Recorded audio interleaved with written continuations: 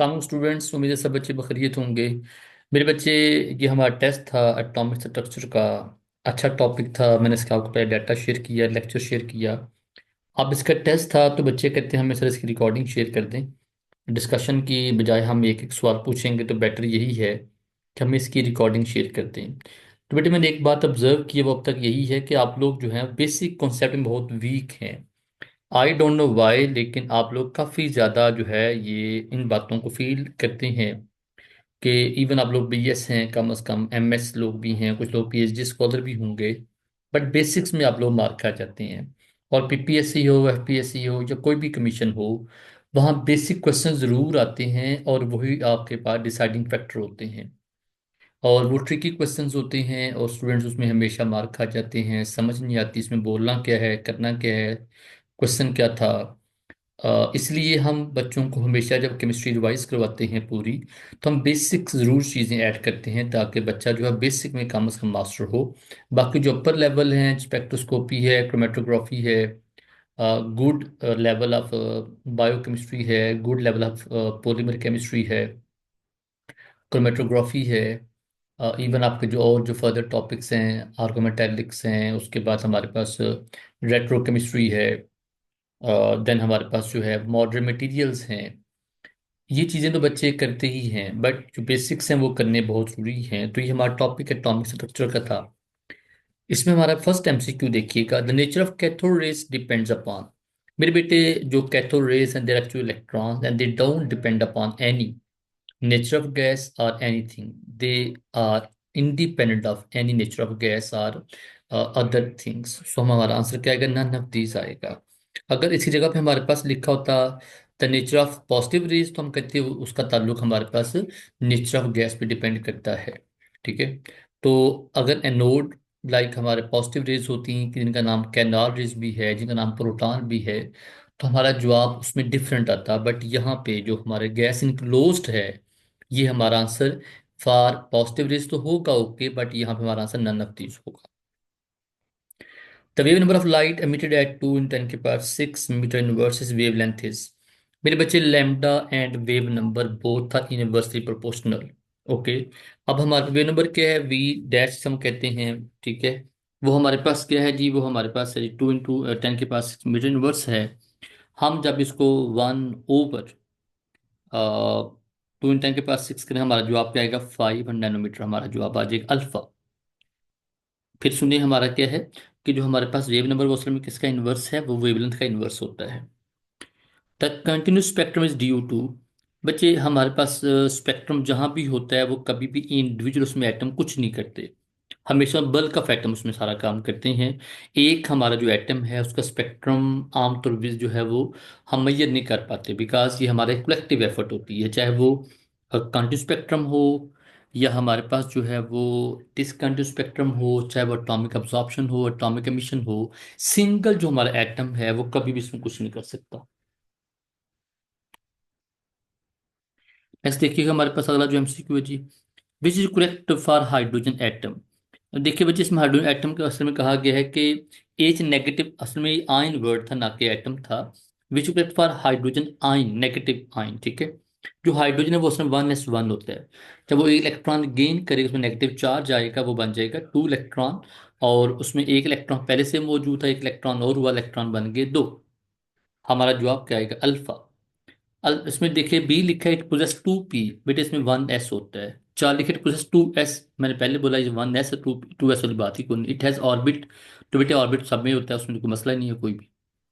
The separation between two consecutive shell is increasing rapidly. बच्चे, मैंने आपको जो नोट शेयर किया मैंने वहां कहा था कि r is directly proportional to n square. Like जो हमारे पास आर है वो नंबर ऑफ शेल के स्क्वेयर के लिहाज से बढ़ता है। सो हमारा ये क्या होगा? इंक्रीजिंग रैपिडली होगा, स्क्वेयर के लिहाज से बढ़ता जाएगा। The unit of epsilon naught is C square N metre minus 2 था। हमारा एक इक्वेशन थी, हमने इसमें कहा था जी Q1 Q2/4 pi epsilon naught r square. ये बच्चे हमने वहां से निकाला इस यूनिट जो है, उसको अपने याद ही करना है। The mass of electron is, हमारे पास जो बेटे इसका मैस वो तो डेल्टा है, बट इसके साथ साथ आपने क्या करना है? आपने मैस ऑफ न्यूट्रॉन और मैस ऑफ प्रोटॉन भी याद करना, जो कि डेफिनेटली से क्या होगा, ज़्यादा होगा। वो -27 kg की रेंज में आता है, और वो 6.76 की रेंज में आता है साथ। तो ये 31 जो है के जी, -31 kg इस इलेक्ट्रॉन के लिए है। Visible light originate from H atom, वो बेटे बाल्मर सीरीज है। You know better, Lyman series UV है। बाल्मर हमारे पास जो विजिबल है, और बाकी जो चार हैं आगे लाइमन के बाल्मर के बाद, पास्टन है, ब्रैकेट है, पी फंड और हेम्फ्रे सीरीज हैं, वो सभी किस्में यूवी में आती हैं। Okay, UV light originate from the जी लाइमन सीरीज आ गया। आइया जो वो किस्में आएगा, पास्टन में भी, पी फंड में भी आएगा। डेल्टा आ गया जो 10th का आंसर है।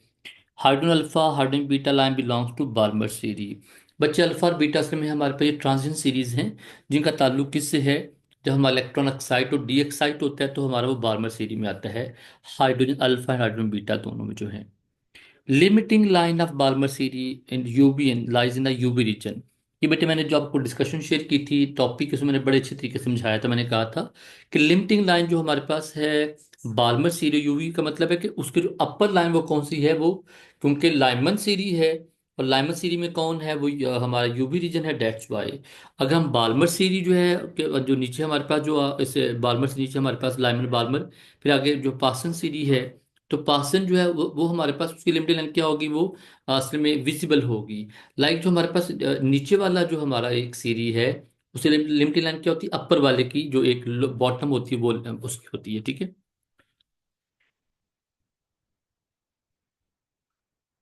देन हम an electron jump from two second orbit to third orbit, तो ये हमारा जी आइया रीजन होगा। देखिए बेटे, बात ये है कि second orbit to third orbit कहा गया है। अगर हमारे पास फर्स्ट ऑर्बिट होता तो हमारे पास लाइमन सीरीज था, सेकंड था तो हमारा बाल्मर सीरीज आगे। अगर थर्ड की बात से, थर्ड से सेकंड, मतलब थर्ड से सेकंड पे आए, फोर्थ सेकंड पे आए, तो हमारे पास वो क्या है, लाइमन के बाद हमारे बाल्मर है, फिर उसके पास सन सीरीज है। द लिमिटिंग लाइन ऑफ बासन ब्रैकेट और बच्चे सब के साथ आइया रीजन में आती हैं।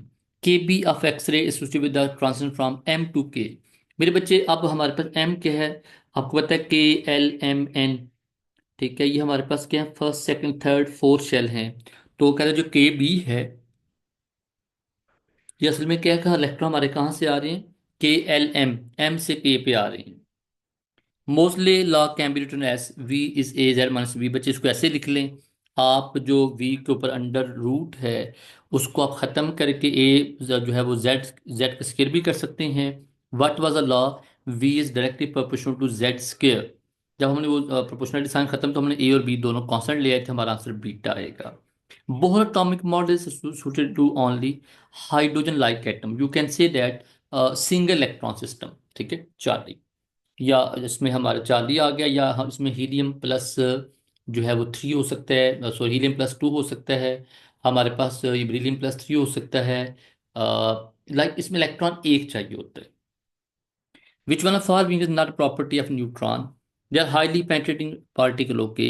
दे can be use projectile to carry out some chemical reaction. बेटे केमिकल रिएक्शन ये काम नहीं करते, chemical change belongs to electron only, ठीक है।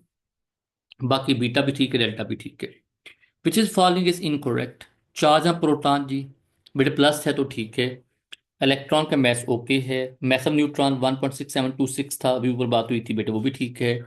EM of proton is more than EM of electron. बेटे देखिए बात, E/M का मतलब है mass, charge to mass ratio. बेटे क्योंकि प्रोटॉन का मैस ज़्यादा होता है तो उसकी चार्ज टू मैस रेशियो क्या होगी, कम होगी। बिकॉज जिसका मैस ज़्यादा उसकी रेशियो क्या होती है, कम होती है। जिसका डिनोमिनेटर बड़ा उसका आंसर छोटा आता है, delta answer. The difference in energy of electron third orbit and second orbit of hydrogen atom is 3.84। बेटे ये मैंने आपको प्रॉपर उसमें लिखा था जो हमारा नोट्स थे, कि बेटे अपने वैल्यू याद करनी है। 13.31 किलो जूल पर मोल पहले की है, इसका दूसरा तीसरा चौथा, तो आपने तीन चार वैल्यू याद करनी है इनको as such. The wave number of radiations emitted when the electron jump from n25 to n4 orbit of hydrogen atom is delta बेटा। इसको आपने सॉल्व कैसे करना है? हमारा फार्मूला है, हमने जब एनर्जी कैलकुलेशन की थी बोहर एटॉमिक मॉडल में, तो हमारे आगे वेव नंबर का फार्मूला भी है, V' हमारा आगे फार्मूला जी, उसमें n² / H³ आ जाता है, ऐसा कुछ आगे 1/n1² -1/(1/n2)² का हमारा फार्मूला है। तो बेटे वो एलिब्यूट करें, हमारा आंसर डेल्टा आएगा। ये बड़े याद करने वाला काम, इसमें ऐसा कोई रट्टे वाली बात है, इसमें कोई ऐसे कॉन्सेप्ट वगैरह तो फिलहाल नहीं है। सो आइए, मतलब कॉन्सेप्ट मतलब बेटे आप फार्मूला याद करें तो आपको आंसर आ जाएगा आराम से उनसे। ये जो हमारे पास तीन चार वैल्यूज हैं बेटे, कौन सी मैंने कहा था, और जो है ऑर्बिटल में हमारे पास जो रेडियस की वैल्यू है तीन चार, या 0.529 एंगस्ट्रॉम में, 2.11 एंगस्ट्रॉम में, थर्ड हमारे पास जो है वो 4.76 एंगस्ट्रॉम, ऐसे हमारी जो वैल्यू ऑफ एनर्जी है वो भी। ये तीन चार वैल्यू अपनी याद करनी है बेटे, इनको ऐसा एग्जाम में लिख छोड़ना है, ठीक है, याद रखना है इनको। Wavy question that help to determine the probability of finding electron in an atom is developed by Heisenberg। मेरे बच्चे हाइजेनबर्ग का अनसर्टेन प्रिंसिपल क्या था? इलेक्ट्रॉन की फाइंडिंग करनी या पोजीशन, और जो है ना उसकी पोजीशन, और उसके हमने कहा था कि जो हमारा जो फार्मूला है कि आप किसी भी, it is not possible to determine the position of momentum of electron simultaneously, ठीक है। The more certain about one thing the more uncertain about other thing.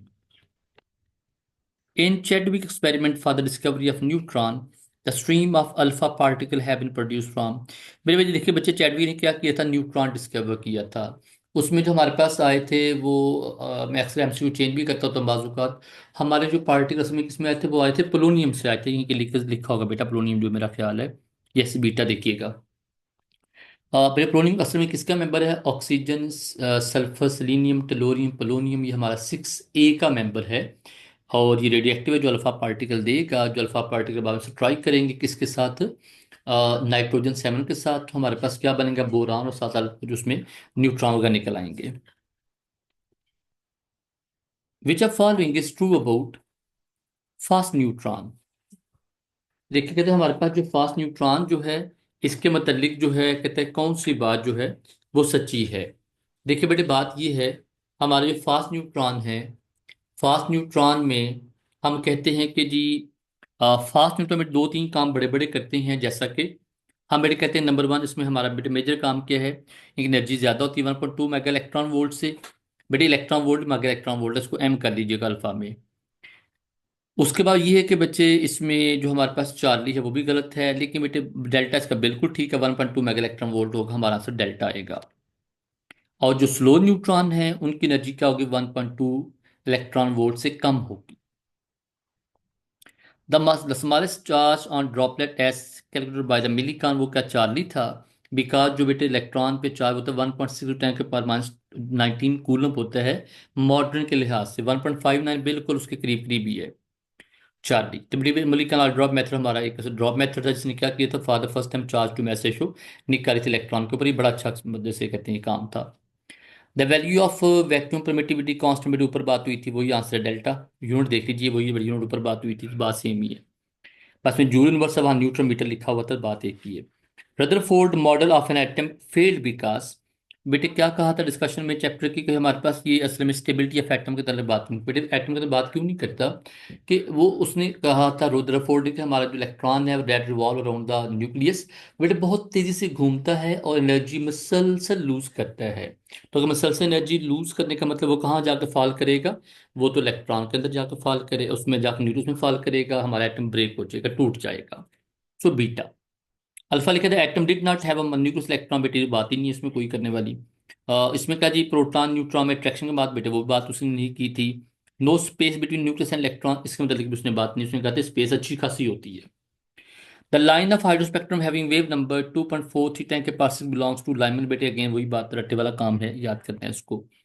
Okay, ये बेटे आगे बात, which of the following is the correct relation, हमारा answer alpha है। और बेटे अगर आप अल्फा को चेंज करें तो आपका अच्छा खासा माहौल बनता है, भला क्या, अल्फा तो आंसर ठीक है, लेकिन अगर delta E is equal to h v होता है, एच वी, तो अगर बेटे आप डेल्टा ई की एच वी लिखेंगे तो हमारे पास ये फार्मूला डेल्टा ई वाला, इसको भी चेंज कर सकते हैं। हमारा वही जो वी हमारा फ्रीक्वेंसी, उसको आप बाद में चेंज करके वेव नंबर भी बना सकते हैं। तो आप अल्फा के में डेल्टा ई की जगह एच वी लिख के, तो आगे हमारा जो है आगे वी उधर रखें, हमारा जो एच होगा डेल्टा ई की जगह पे वो उधर जाके हमारे पास क्या होगा, डिवाइड हो जाएगा। तो आप इसको बाद में चेंज भी कर सकते हैं। अच्छा, अगली बेटी बात हमारे पास आ गई। 30th, which of following rays help in determining the size of momentum of electron, बेटे वो एक्सरेज हैं, क्योंकि हमने कहा था कि जो इलेक्ट्रॉन है क्योंकि दे हैव स्मॉलेस्ट साइज। तो हमारा रूल बेटे क्या है कि जिस चीज़ को आपने ऑब्जर्व करना हो, उसको ऑब्जर्व करने के लिए जो आप चीज़ यूज़ करें उसकी लैम्डा उससे क्या हो, कम हो, तो वो कौन, एक्सरेज ही है। Orbital having five different orientation, that information is delivered by the magnetic quantum number, obviously बात है। डी ऑर्बिटल है, उसकी पांच ओरिएंटेशन, लाइक उसके पांच ऑर्बिटल्स हैं, बिकॉज नंबर ऑफ ओरिएंटेशन क्योंकि नंबर ऑफ ऑर्बिटल्स। तो ये किसने बताया आपको? मैग्नेटिक क्वांटम ने बताया। अल्फा ने क्या बताया आपको? शेल के मुतालिक। बीटा ने क्या बताया? अबाउट सब शेल, और डेल्टा स्पिन के नाम से स्पिन ही बताएगा आपको। विच of following is most appropriate for a proton and electron moving with in same speed? क्या भाई कौन सी बात सच्ची है? The wave number of proton is smaller than electron. इस उसके बाद the wave number of proton is 1836 times smaller than electron. The wave number of proton greater than electron, the wave number of proton is 1836 time greater than the electron. बेटे wave number का ताल्लुक अभी बेटे क्या बात हुई थी कि हमारे पास जब उनकी स्पीड सेम है तो जिसका मैथ ज्यादा उसके बाद 24 बार वेव नंबर क्या होगा? ज्यादा ही होगा।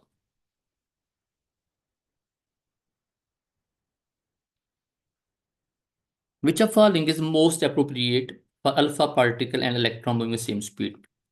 फिर alpha particle considering alpha particle हमारे पास हीलियम न्यूक्लियाई है, बाकी देख लीजिए इसको। ये बच्चे ऊपर हमने एमसीक्यू उसका, नीचे सेम आंसर आ गया, डेल्टा आंसर। ठीक है, ऊपर हमने किसकी बात की? प्रोटॉन हैवी था, उसका वेव नंबर भी हैवी हो गया यहाँ, क्योंकि अल्फा पार्टिकल है उसका वेव नंबर भी वो क्या होगा? हैवी होगा। अच्छा, अभी लिखा है 7344 टाइम। बेटे वाई? बिकॉज जो अल्फा पार्टिकल उसका मैस क्योंकि 4 टाइम है, that's Y. Which of following has same mass number? बेटे सेम मैस नंबर का मतलब हमारे पास अल्फा पार्टिकल उसमें क्योंकि हीलियम न्यूक्लियाई है और हीलियम एटम उसमें हमारे पास सेम सेम है, that's why. Why not alpha? बेटे हीलियम एटम लिखा और साथ लिखा हाइड्रोजन आयन लिखा है बेटे। अब हमें नहीं पता हाइड्रोजन आयन कौन से वाला है, पॉजिटिव है नेगेटिव, उसका हमें कंफर्म नहीं है कोई भी। Helium atom and H2 molecule. अब हम इसमें बेटे कहेंगे हीलियम एटम H2 मॉलिक्यूल, बात तो ठीक है, लेकिन बेटे बात है हमारे पास जो मॉलिक्यूल है, हमारा हीलियम एटम और जो हाइड्रोजन मॉलिक्यूल है, दोनों में नंबर ऑफ इलेक्ट्रॉन तो सेम हो सकते हैं बट मैस नंबर सेम नहीं हो सकता। आगे हीलियम एटम और लिथियम आयन बेटर, बट फिर बेटे वही बात क्या भला, हमारे पास जो हीलियम एटम है और लिथियम आयन है, लिथियम जो है उसका एटॉमिक मैस 7 होता है, तो मैस नंबर फिर बेटे सेम नहीं आ सकता कोई भी। Which of following is not valid for Heisenberg principle of constant, but it is not, it is valid for only macroscopic particle. No, it is valid for only microscopic, not macro।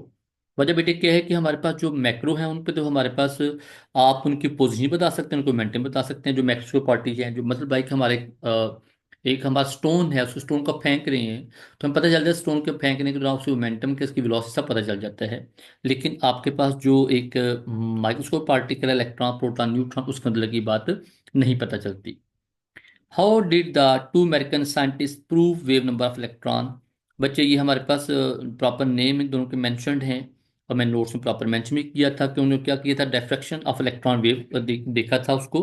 उन्होंने दोनों देखे थे, particle nature भी देखी थी और wave nature भी देखी। उन्होंने कंफर्म बाद में किसको किया? वेव नेचर को कंफर्म किया।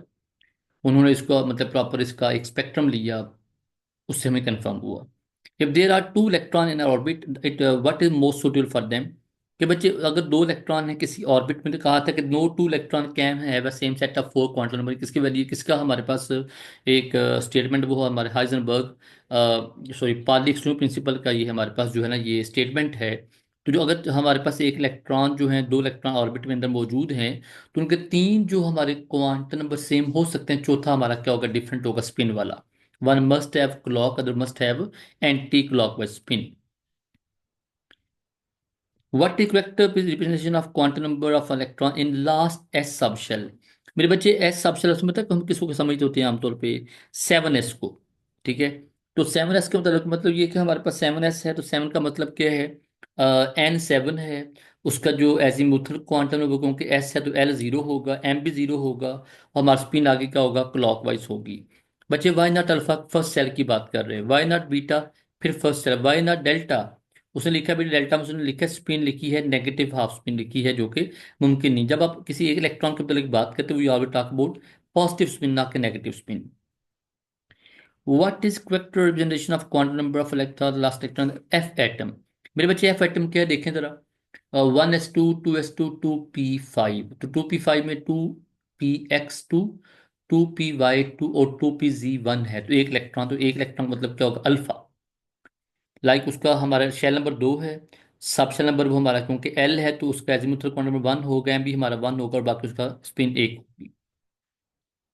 What is correct electronic configuration, मतलब ब्रोमीन 35।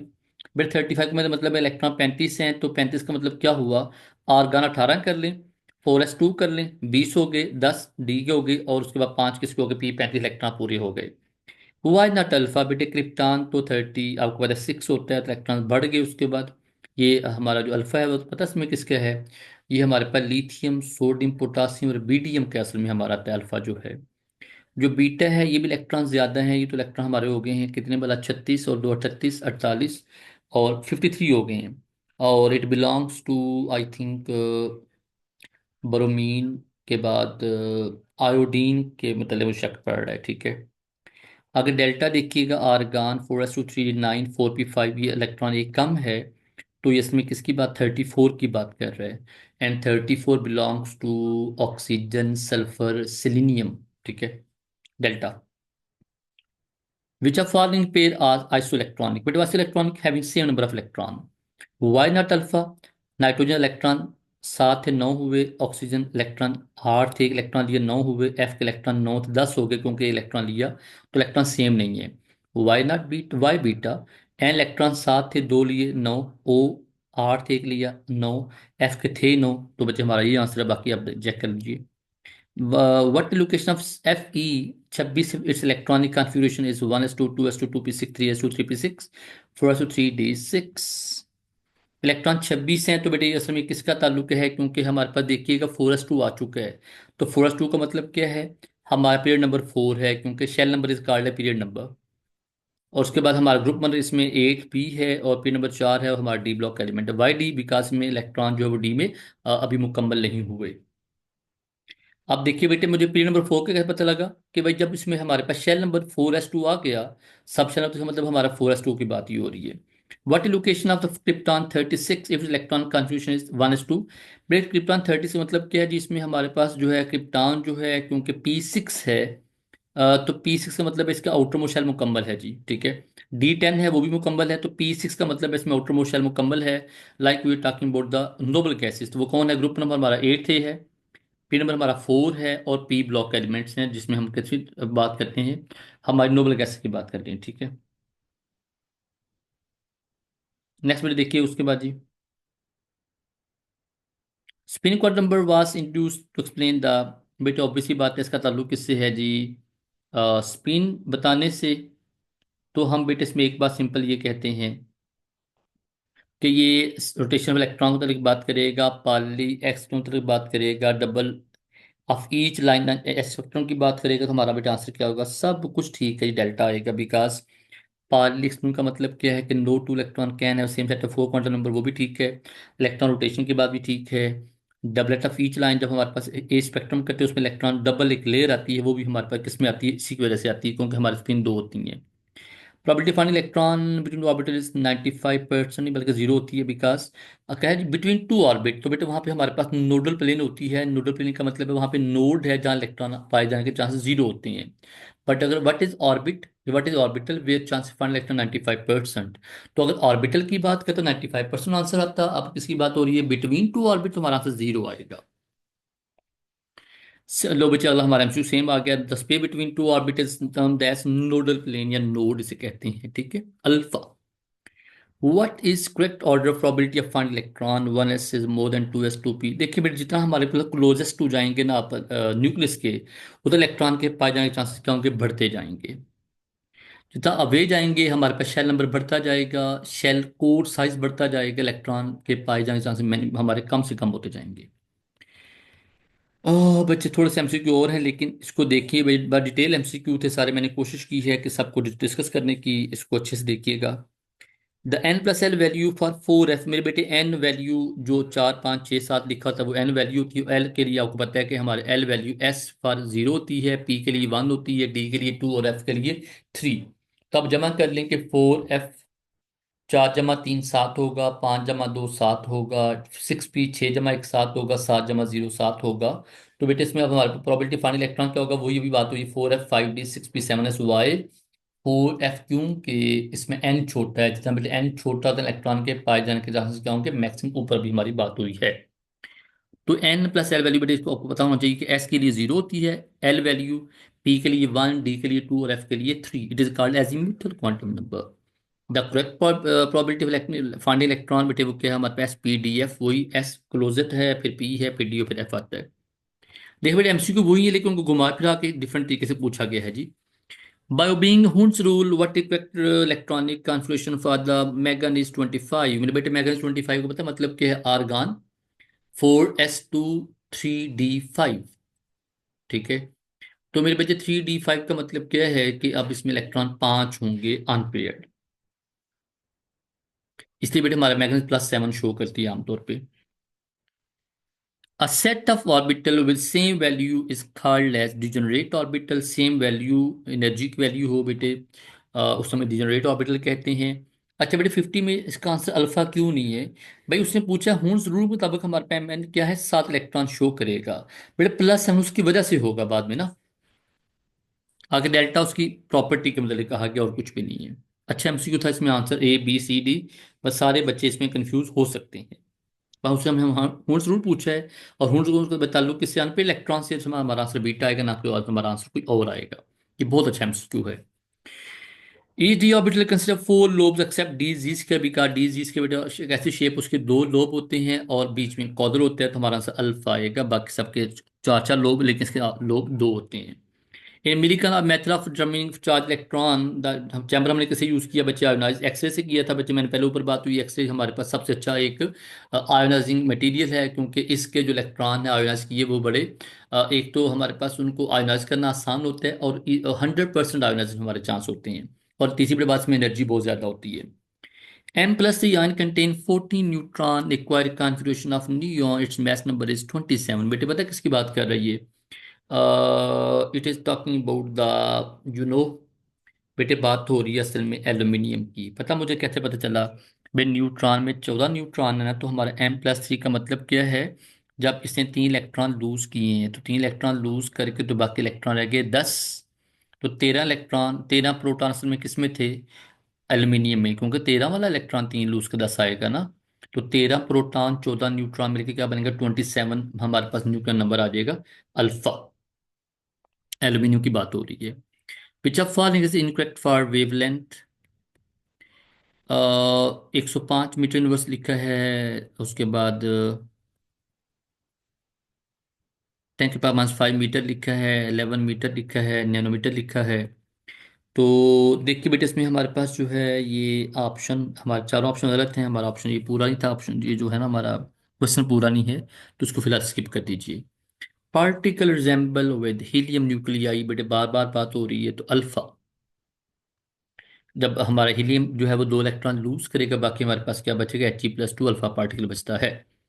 ओके जी, the radius of first orbit 0.529, तो सेकंड हमारा 2.11, चौथा थर्ड हमारा क्या होगा 4.76। बेटे क्या करेंगे, 0.529 को आप 9 से मल्टीप्लाई करेंगे, क्योंकि हमारा फार्मूला है 0.529 मल्टीप्लाई बाय एन स्केयर। तो हमारा एन क्या है 3 है, तो हमारा जवाब क्या आएगा 4.76। आप 0.529 को 9 से मल्टीप्लाई करेंगे। Energy of electron the first orbit of one hydrogen atom according both theory, बेटे वो 13 13, इसको आप रट्टा लगा लें, पक्का है ये, आपको बताया गया बार बार। Energy of electron infinite Bohr orbital of 1 mole of H atom, बेटे वो का 0, क्यों इन्फिनिटी का मतलब क्या है, नो एनर्जी देयर। एनर्जी बेटे हमेशा कहाँ से आती है, फ्रॉम व्हेन, जब हमारा एक न्यूक्लियस है वो क्या करता है, वर्क डन करता है इलेक्ट्रॉन को फ्रॉम इन्फिनिटी टूवर्ड्स एक डिस्टेंस r पे लेके आता है, तब हमारा वर्क डन होता है, जो in the form of potential energy होता है। In a Bohr atomic model of hydrogen atom, the distance between adjacent orbital increases away from the nucleus, the energy difference क्या होता है बेटे, वो आहिस्ता आहिस्ता कम होता जाता है, क्योंकि बेटे हमारे पे नेगेटिव वैल्यू में आती है। तो थैंक यू सो मच अच्छे बच्चों, ये हमारे पास डिस्कशन थी, इसको अच्छे सुन लीजिएगा। अल्लाह हाफिज़।